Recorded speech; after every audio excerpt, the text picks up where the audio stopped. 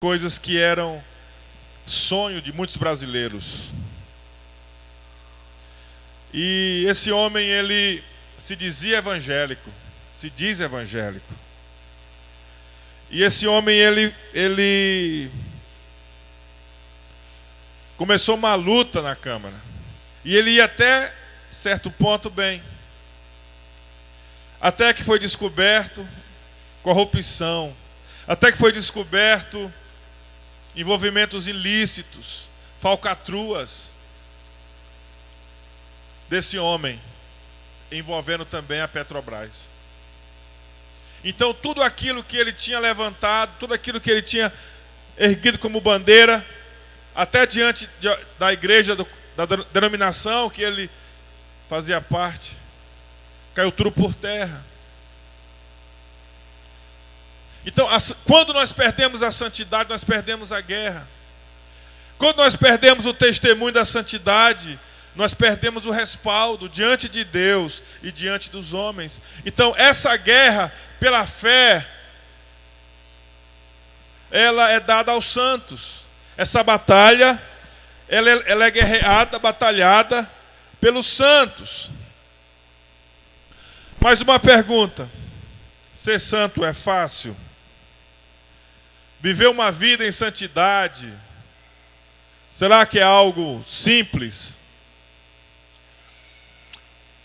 Irmãos, com certeza nós vivemos num mundo de um capitalismo selvagem, né? Muitas vezes, você já deve ter me ouvido dizer aqui palavras contra o comunismo, né? Contra o socialismo pregado pelos partidos políticos.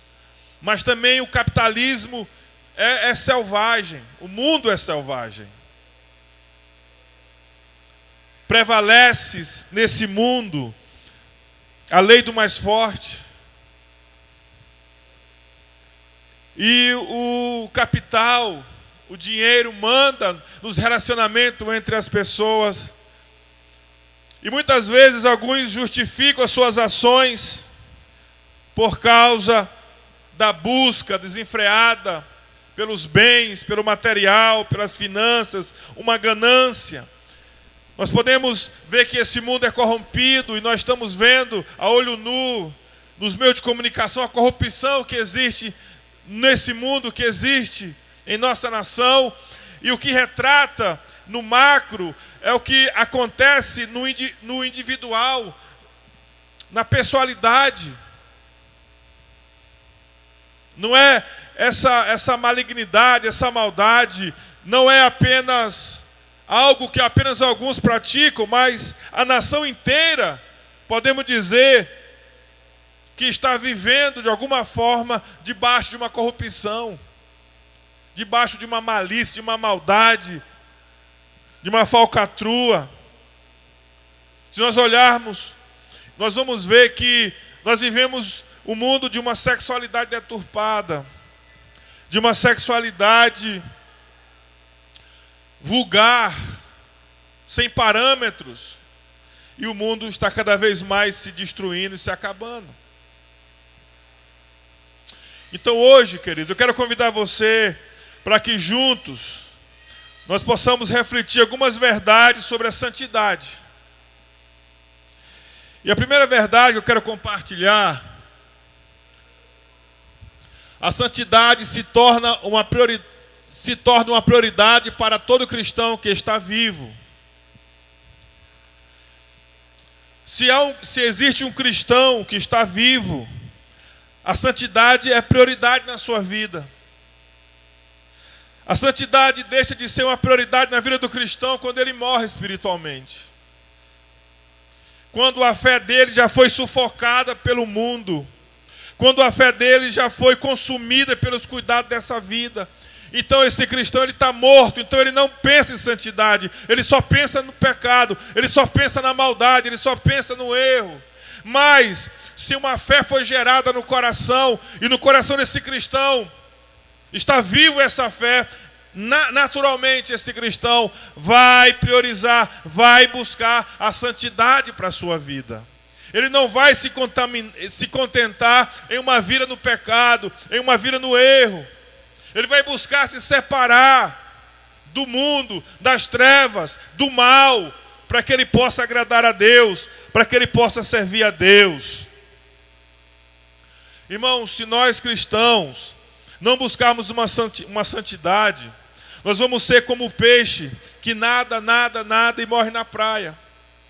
Não fez nada na vida, não alcançou nada na vida. Nós precisamos da santidade para que a gente possa alcançar a meta que Deus nos deu, alcançar o propósito que Deus tem para a nossa vida. E o propósito que Deus tem para cumprir na minha vida, na sua vida, a maneira de que isso aconteça é a santidade. É necessário que vivamos a santidade. A palavra de Deus diz em Hebreus 12:14: segui a paz com todos e a santificação, sem a qual ninguém verá o Senhor. Ninguém verá o Senhor sem a santidade. Você pode ser um pastor, você pode ser um líder, você pode ser um diácono, você pode ser um obreiro, você pode ser um membro da igreja, você pode ser quem você seja, quem eu seja. Você pode ser o Papa, você pode ser o presidente da República, você pode ser qualquer pessoa nesse mundo, mas sem santidade, ninguém verá o Senhor. Nenhuma pessoa vai ver o Senhor. O que vai nos fazer ver o Senhor é a santidade. O que vai nos fazer chegar na presença do Senhor é a santidade. Não é o tempo que eu tenho de igreja, não é o que eu conheço da Bíblia, não é o quanto eu faço boas coisas, o quanto eu sou bonzinho, não. O que vai me fazer entrar na presença do Senhor é a santidade. Sem a santidade, nenhuma pessoa vai ver o Senhor. Tanto o Antigo Testamento como o Novo Testamento. O Velho Testamento ensina isso, o Novo Testamento ratifica essa verdade, confirma essa verdade. Diz assim, que sede santo, diz o Senhor, porque eu sou santo. Então é um mandamento a santidade. Deus nos ordena a vivermos em santidade. Quando a Bíblia fala que Jesus Cristo vai vir buscar a sua noiva, vai vir buscar a sua igreja, fala em buscar uma noiva de branco. E o que significa uma noiva de branco? Uma noiva santa, irrepreensível. Jesus vai vir buscar uma noiva sem mácula, sem rugas, uma noiva santificada para o casamento com o noivo. Queridos, a santidade é extremamente necessário para todo cristão. A santidade não é só para os velhos, a santidade não é só para os casados, a santidade é para os jovens, a santidade é para as crianças, a santidade é para os adolescentes, a santidade é para os solteiros, a santidade é para os viúvos, a santidade é para os divorciados, a santidade é para todos. Para todos. E é extremamente necessário que nós, que professamos o nome de Cristo, que nós vivamos a santidade que Deus nos ordenou. Diga assim: eu preciso ser santo. Diga mais uma vez: eu preciso ser santo. Diga assim: eu devo ser santo. Vamos ouvir as mulheres. Vamos lá, mulheres. Diga assim: eu preciso ser santo. Ou santa, né? Agora os homens: eu preciso ser santo. Nós, queridos, precisamos ser santo. Ser santo, para mim e para você, não é simplesmente uma opção. Não, eu estou na igreja, mas eu não vou ser santo porque eu não sou líder de uma célula. Não, eu estou na igreja, mas eu não vou ser santo, eu vou viver a minha vida como eu quero viver, porque eu não sou batizado. Não, eu estou na igreja, mas eu não preciso levar a sério a palavra de Deus, porque eu sou apenas um membro. Querido, não existe essa distinção. A santidade de Deus é um mandamento para todos nós, do menor ao maior, do mais novo ao mais velho. Quem faz parte da igreja, que vai subir quando Jesus voltar, que tem relacionamento com Deus, que conhece a Deus, precisa viver em santidade. Amém, queridos? Viver em inteira santidade. Não é uma opção. Não é uma opção. Se nós somos seguidores de Jesus, se nós nascemos de novo, o nosso destino é santidade. Amém, queridos? Quantos querem ver o Senhor? Diga amém. Então você precisa ser santo. Você precisa andar em santidade. Segunda verdade que eu quero compartilhar, há uma verdade sobre o pecado. Ele vem preso ao ser humano desde o seu nascimento. Irmãos, essa é uma verdade imutável sobre o pecado. O pecado, ele é intrínseco, ele é próprio, ele é algo acoplado a todo ser humano. Todas as pessoas nascem e já traz consigo os genes, o DNA do pecado. É como se fosse um defeito na forma, um defeito de fábrica. Todos que nasceram de Adão, como Adão foi contaminado, como Adão foi pervertido, como Adão caiu do pecado, então todos nós que viemos de Adão, que nascemos de Adão, nascemos com o mesmo pecado de Adão. Essa é uma realidade espiritual. Isso, Santo Agostinho chamou de pecado original. Pecado da origem, pecado original. Então olha aqui para mim, irmãos. Desde o nascimento de uma criança, ela já nasce em pecado. Já nasce pecadora. E eu quero dizer para os irmãos, mais uma vez, para que ninguém jamais confunda, que quando a Bíblia nos ensina que nós nascemos em pecado, não significa que o pecado seja o sexo. Porque um neném, um bebê, nasce da relação sexual de um homem e de uma mulher, então, por causa do ato sexual, a criança nasce em pecado. Não é por causa disso. A Bíblia diz que a cama de um casal casado, à luz do Evangelho, à luz da palavra de Deus, é um leito sem mácula. É um leito santo, é um leito consagrado. Deus está no casamento. Deus está na intimidade do casal que anda na sua presença. Diga glória a Deus. O pecado que faz com que todo ser humano nasça em pecado foi a desobediência. Quando Adão e Eva desobedeceram a Deus e comeram do fruto da árvore do conhecimento do bem e do mal, então a partir dali, todos que nasceram deles, nasceram como fruto da desobediência, do pecado. Que isso fique bem claro, que nós nunca venhamos pensar diferente, porque essa é a realidade. Deus fez macho e fêmea. E Deus colocou o casamento para que o homem tivesse e a mulher tivesse intimidade sexual, e é uma bênção. Deus abençoou o casamento. O casamento, o sexo fora do casamento é prostituição, é pecado.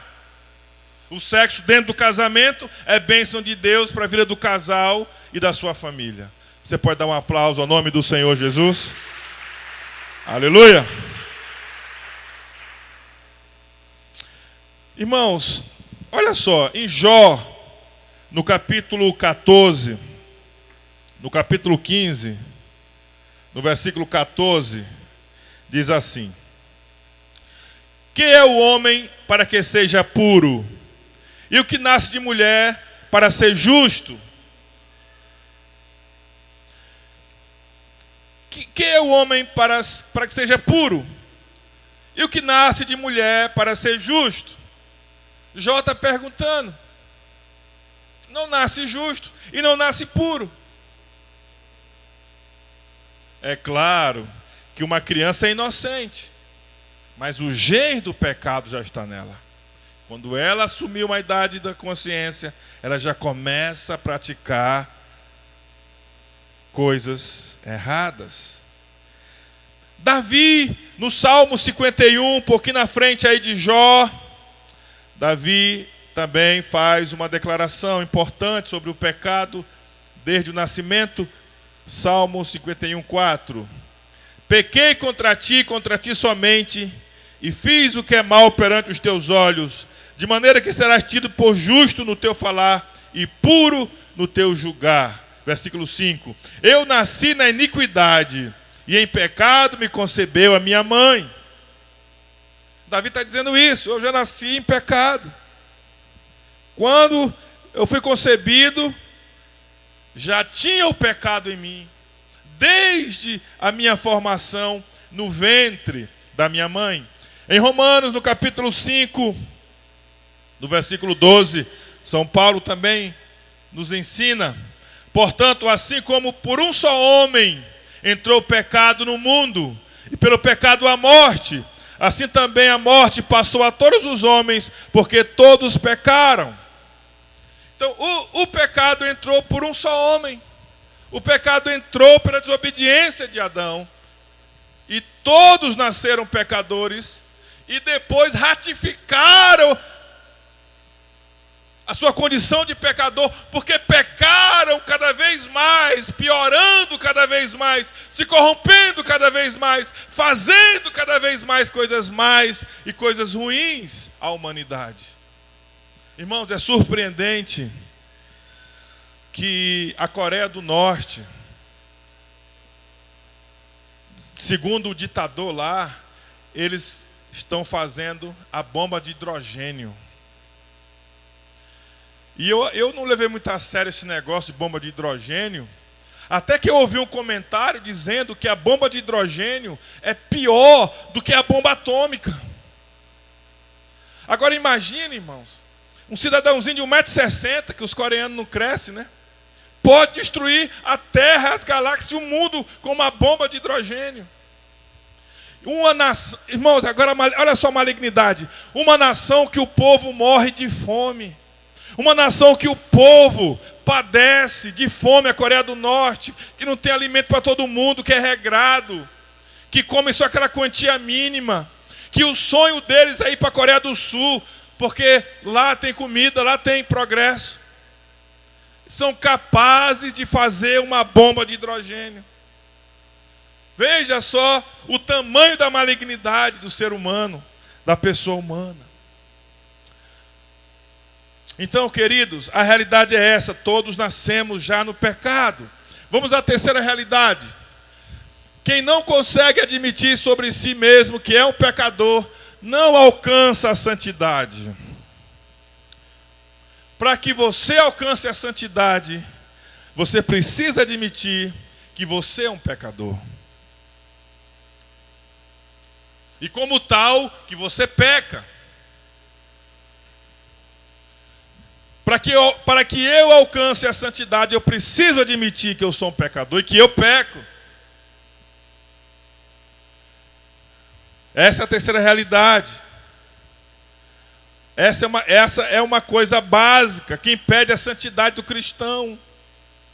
Quando eu não admito que eu sou um pecador e que eu peco, isso vai impedir a minha busca, a minha batalha pela santidade. Porque eu vou estar no pecado, eu vou viver no pecado, mas eu não vou ter a consciência do pecado. Você entendeu? Eu vou achar que está tudo bem, porque eu não admito o meu pecado. Eu não admito o meu erro. Irmãos, ninguém gosta de admitir publicamente os seus erros e pecados. Ninguém gosta. E eu vejo isso acontecer muitas vezes na minha família, na empresa e na igreja. Aqui entre nós também. Na verdade, olhando para mim mesmo, eu também tenho dificuldade. Algumas vezes. De admitir o meu erro.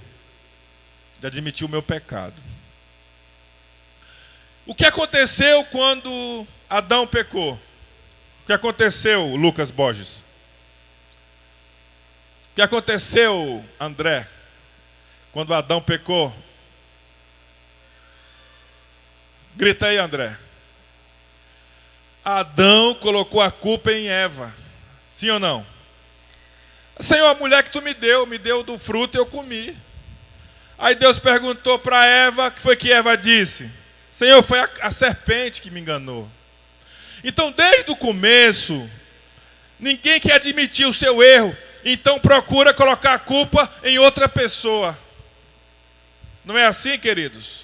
Não, eu não faço isso por causa de fulano. Não, eu não vou para a igreja porque tem aquele fulano lá na igreja. Não, eu não vou por causa disso, por causa daquilo. Nós sempre estamos querendo terceirizar a responsabilidade, colocar a culpa em outra pessoa. E nós não admitimos a nossa própria falha, o nosso próprio erro. Irmãos, às vezes a pessoa ela é tão assim insensível a admitir o seu erro, que ela é capaz de sair do emprego para não admitir o erro. Ela é capaz de sair da igreja para não admitir o seu erro. Ela é capaz de deixar o ministério que Deus está usando ela porque ela não admite o seu erro. Ela deixa muitas coisas importantes na sua vida para si mesmo porque essa pessoa não admite o erro. Você está entendendo? Não admite o seu pecado. Não admite. E tem pessoas que até deixam a sua própria casa, a sua família, porque endurece o coração e não aceita que errou. Não aceita que fez bobagem. Então essa é a terceira realidade em relação à santidade. Temos dificuldade de admitir o nosso pecado em nossa vida. Vamos ao quarto. Por que não gostamos de admitir que pecamos? Pode ser um demônio, né? Pode ser safadeza. Enfim, pode ser muitas coisas. Mas, basicamente, nós não admitimos que nós não cometemos um erro, que nós não pecamos, nós não admitimos porque nós queremos fugir da justiça. Olha aqui para mim. Olha aqui para mim, Valéria. Não dorme, não. Nós queremos fugir da justiça.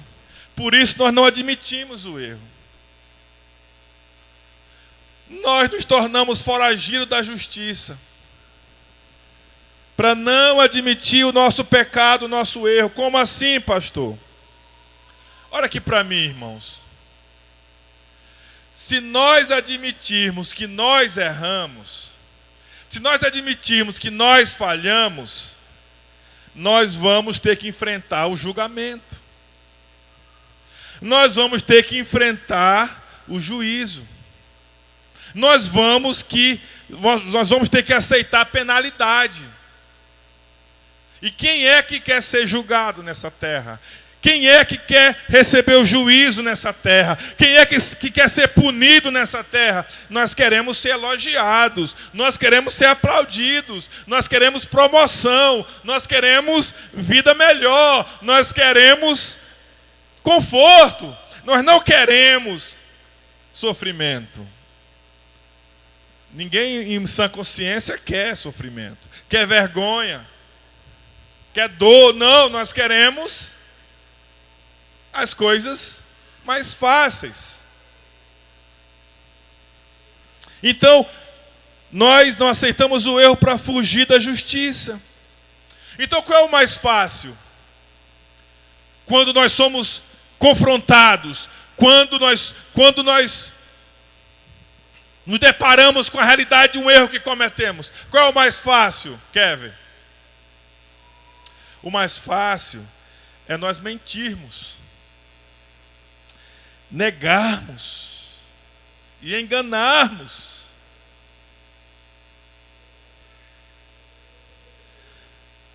E aí é que nós caímos no pecado que Jesus condenou os fariseus: hipocrisia.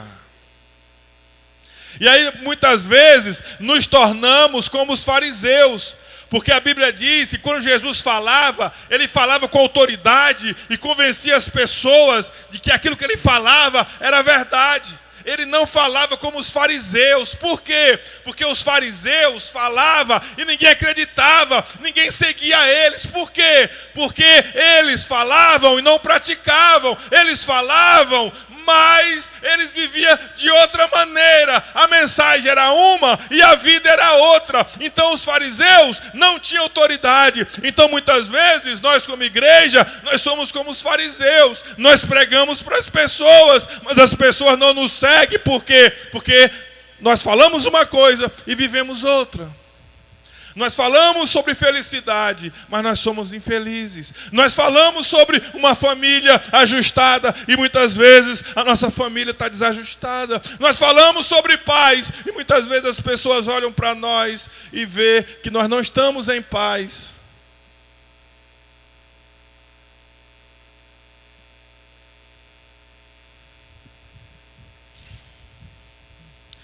Então, querido, nós negamos, enganamos, mentimos. E o que fazemos? Nós queremos manter o erro oculto. Nós queremos manter o erro escondido. Não queremos que ninguém saiba do erro que nós estamos fazendo. E se alguém desconfia, nós logo queremos cortar essa pessoa, eliminar essa pessoa, para não sermos descobertos.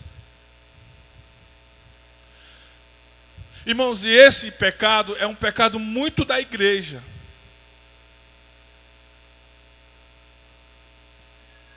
Por causa da mensagem que nós pregamos, por causa do Deus que nós apresentamos. O mundo também tem muito isso, mas na igreja, quando tem, é muito mais do que no mundo. Porque o mundo já jaz no maligno, o mundo já vive no pecado, o mundo já vive nas trevas. É sabido já. Tem muitas mulheres que vivem com seu marido e sabem que ele tem outra. É o mundo.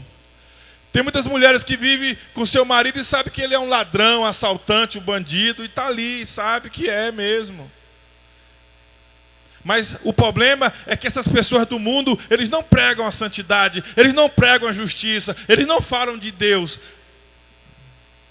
Nós falamos, nós pregamos. Nós dizemos que nós somos crentes em Jesus.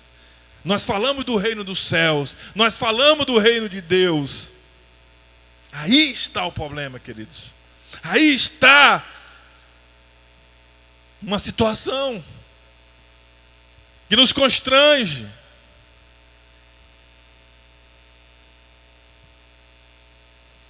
Sabe, irmãos, e uma das coisas assim que hoje em dia nos faz pecar escondido é a internet.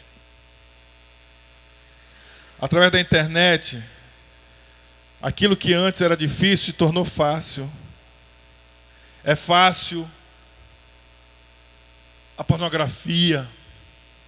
É fácil os filmes indecorosos. É fácil tantas coisas. Através da internet, o pedófilo atrai crianças e comete a pedofilia. Através da internet, mulheres traem seus maridos. Homens traem suas mulheres. Mulheres, por dinheiro, atraem homens e jovens. É interessante, irmãos, que até o Estado Islâmico, né? Está fazendo a guerra lá na Síria, destruindo gente. Eles conseguem atrair adeptos pela internet. E até homens bombas pela internet. E até gente do Brasil, muitas vezes, são cooptados para guerrear essa guerra infame, destrutiva, maligna, diabólica. De modo oculto, escondido, a família não sabe, o parente não sabe, o amigo não sabe, e algo sorrateiramente está acontecendo.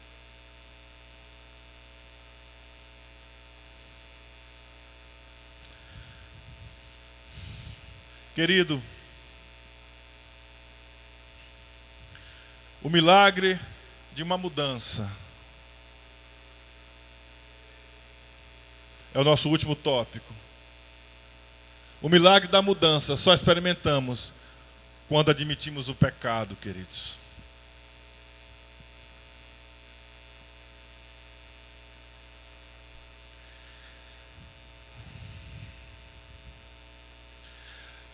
Só é liberto do erro quem admite e confessa. Enquanto você fica no joguinho, o gato pega o rato se esconde, e o gato não vê o rato.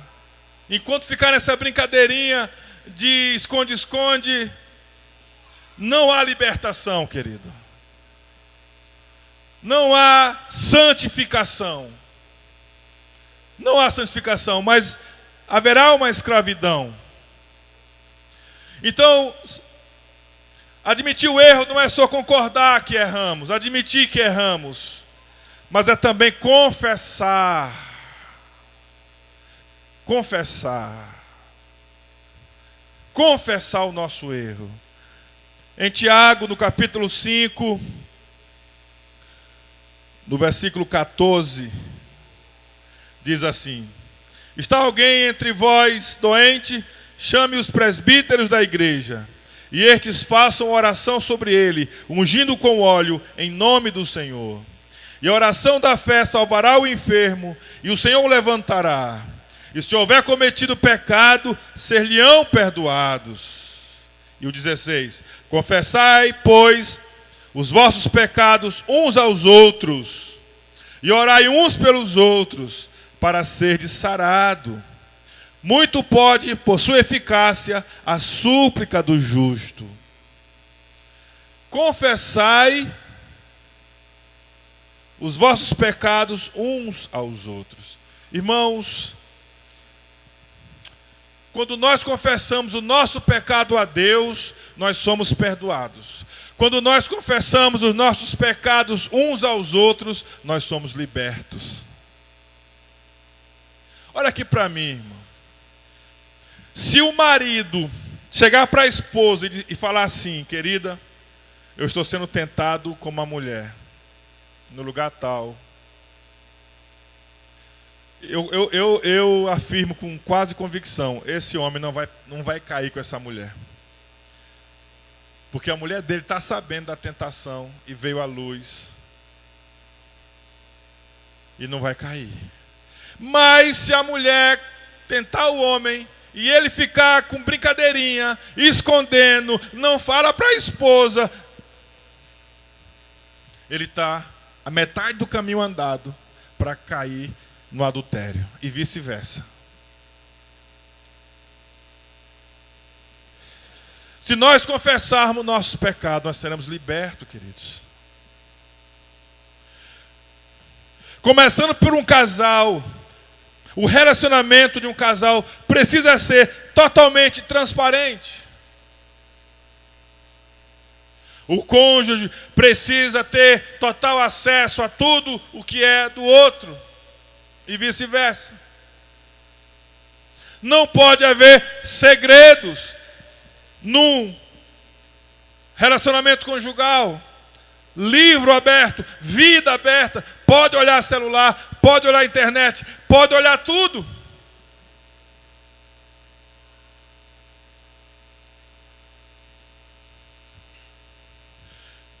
Irmãos, o relacionamento de um discipulador e de um discípulo precisa ser totalmente franco e honesto. Para que realmente haja discipulado, o discípulo precisa falar a verdade para o discipulador. Não pode mentir, não pode brincar disso. Porque a sinceridade, a integridade, as expressões de verdade vai trazer proteção, vai trazer cura, vai trazer santidade, vai trazer libertação. Então é importante que uma discípula fale a verdade para a discipuladora e que o discípulo fale a verdade para o discipulador. Logicamente isso é algo que fica entre os dois, não deve ser falado, proclamado, anunciado. É uma coisa ali do discipulador, do discípulo e Deus. Da mesma forma, o casamento, a mulher, o esposo, o que acontece entre eles em relação a confissões deve ficar somente entre eles. Porque é isso, queridos, que vai nos trazer a santificação. Se você, jovem, está tendo uma tentação, você precisa conversar com o seu discipulador, com a sua discipuladora, com o seu pastor ou com a sua pastora. Você precisa abrir o jogo, abrir o coração. Queridos, a luz de Deus precisa brilhar em nosso meio para que nós possamos ser santos. Olha aqui para mim, Débora. Conversa com a Leidiane, não. Aproveita, Débora.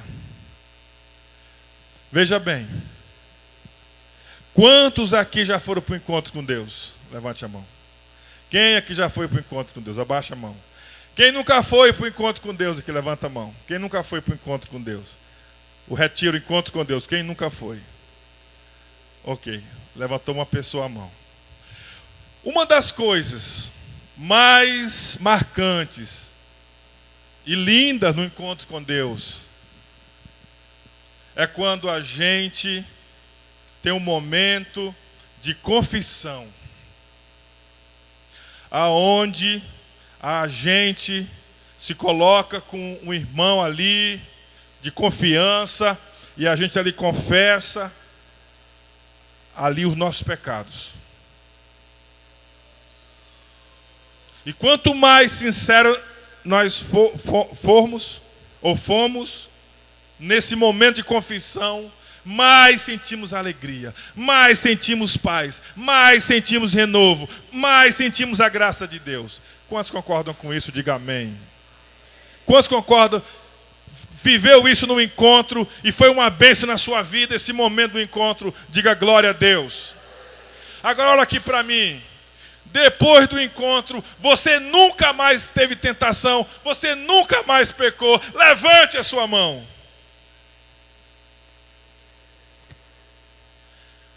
Você pecou depois. Você fez coisa errada depois. E às vezes coisas piores do que antes. Só que você nunca mais confessou para ninguém. Você nunca mais conversou com ninguém. Nunca mais você abriu o coração para ninguém. Para um discipulador, para o pastor, para a pastora. Nunca mais você abriu o coração. Qual é a consequência disso? Você perdeu a santidade. Você vive confuso. você vive no pecado. Você vive no erro. Você não consegue se libertar do pecado. Você não consegue se libertar do erro. Porque está faltando você confessar os seus pecados. Admitir o seu pecado e confessar o seu pecado. Então, o que é que nós vamos fazer como igreja? Olha aqui para mim, gente. Todo irmão, irmã aqui da comunidade. Todo mundo. Todas as pessoas da comunidade. A partir de fevereiro. Todo líder vai discipular cada um da sua célula. Todo líder vai ter um momento discipulado com a pessoa da sua célula. E ele vai dizer assim: agora conta o seu pecado, desgraçado. Não, brincadeira. Conta o seu pecado, querido. Conta o seu pecado, querida. Vai ter esse momento olho no olho. Por quê, pastor? É para saber da vida do outro. Desgraçado quem sair falando da vida do outro. Maldito. Não é para falar da vida de ninguém, mas é para que nós possamos alcançar a santidade. É para que nós possamos ver o Senhor. É para que nós possamos ser sarados. É para que nós possamos ser sadios. É para que nós possamos experimentar a alegria de servir o Senhor sem nenhuma acusação, sem nenhuma condenação. Antes de houver o pecado, já vai haver a confissão, a proteção, a oração, a intercessão, e o Espírito de Deus vai vir poderosamente na vida da igreja. Você pode dizer amém, querido? Nós vamos parar de ter adolescente fraco, de ter jovens fraquinhos, de ter jovens ridículos, de ter casais que só vivem numa onda para baixo.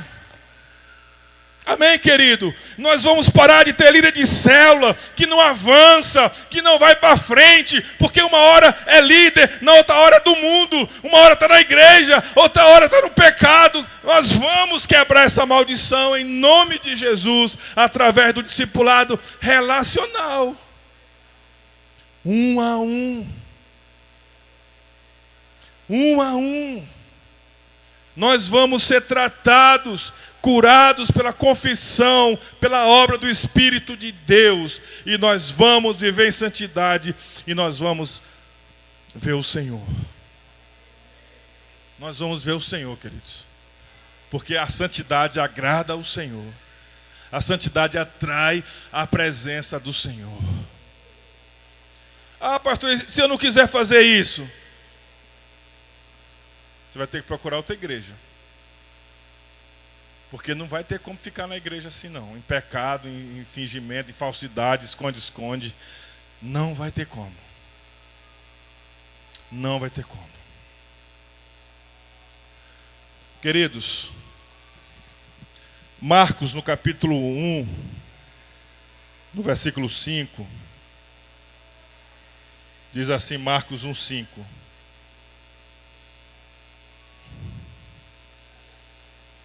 Saíam a ter com ele toda a província da Judéia e todos os habitantes de Jerusalém, confessando os seus pecados, eram batizados por ele no Rio Jordão. Confessando os seus pecados. Provérbios 28:13. Bem-aventurado o homem que confessa os seus pecados e deixa. Vamos ler esse versículo. Provérbios 28, versículo 13. O que encobre as suas transgressões jamais prosperará, mas o que as confessa e deixa alcançará misericórdia. Amém, queridos? Você pode dar um aplauso ao nome do Senhor?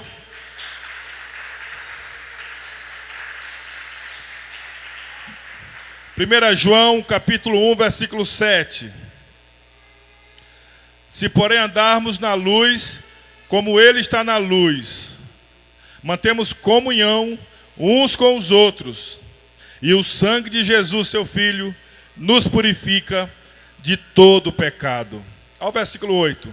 Se dissermos que não temos pecado nenhum, a nós mesmos nos enganamos, e a verdade não está em nós. Se confessarmos os nossos pecados, Ele é fiel e justo para nos perdoar os pecados e nos purificar de toda injustiça. Irmãos, comunhão uns com os outros. Se nós tivermos comunhão uns com os outros, a comunhão vai nos limpar, vai nos santificar. A comunhão uns com os outros, irmãos, e a purificação através da confissão, justamente uns aos outros, orando uns pelos outros, confessando os pecados uns aos outros. Querido, a nossa célula, ela vai ter uma função mais profunda. As nossas células vai ser um lugar de cura mais profundo. As nossas células vão ser um lugar de discipulado mais profundo. Você precisa entender que a célula não é apenas uma reunião qualquer, mas é um lugar de restauração, é um lugar de cura, é um lugar de salvação, é um lugar importante. Você precisa considerar a sua célula algo de prioridade na sua vida, de tal forma que você não falta, de tal forma que você intercede, de tal forma que você se prepara para estar na célula, para realizar a célula e para levar pessoas para a célula e para a convivência da célula, para a intimidade da célula, para receber santidade através da célula. Amém, querido? Nós vamos ter, queridos, brevemente esse discipulado relacional. Vai se preparando, vai preparando a tua vida e o teu coração. Nós vamos confessar os nossos pecados uns aos outros. Não é com todo mundo. Normalmente o discípulo com o discipulador da célula, ou com a pastora ou com o pastor. Não é com todo mundo, uma única pessoa. Com seriedade, com honestidade, com integridade, com verdade. Eu já decidi. Tem um amigo meu, pastor. Eu vou dizer assim, e nós vamos fazer uma aliança de discipularmos um ao outro, de nós estarmos juntos e nos ajudarmos uns aos outros, um ao outro. E nós vamos fazer isso. E eu vou fazer isso com esse meu irmão pastor de uma outra igreja. Porque eu também quero ser discipulado. Porque eu também quero ser santo. Eu também quero ver a glória do Senhor na minha vida. Amém, queridos?